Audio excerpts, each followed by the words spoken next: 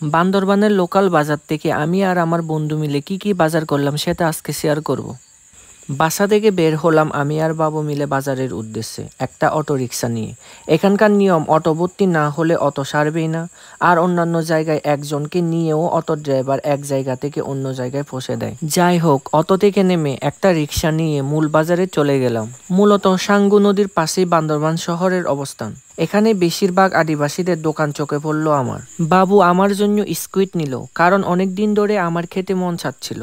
আমার বান্দরবান যাওয়ার মূল উদ্দেশ্য ছিল বন্ধুর হাতে স্কুইড রান্না খাওয়ার। তারপর বাচ্চুরি কিনতে গিয়ে আমি একটু অবাক হলাম, কেননা এখানে খাগড়াছড়ির মতো কেজিতে বাচ্চুরি বিক্রি করা হয় না। এই যে বন্ডাটা দেখতেছেন, এটা না হলেও 2 কেজি হবে, দাম ছিল মাত্র 40 টাকা। আর এই কচি চালটাগুলোর দাম ছিল মাত্র 1 পিস 10 টাকা। তারপর 20 টাকা এক বন্ডা কলমি শাক ও 20 টাকা দিয়ে তিতা করলা শাক নিয়ে বাড়িতে চলে আসলাম।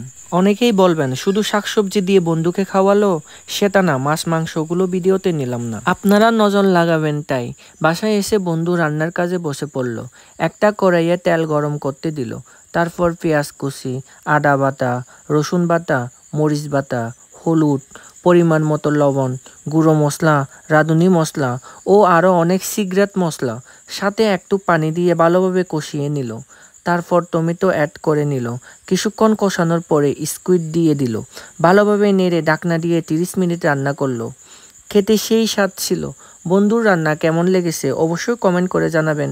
Tata, bye bye.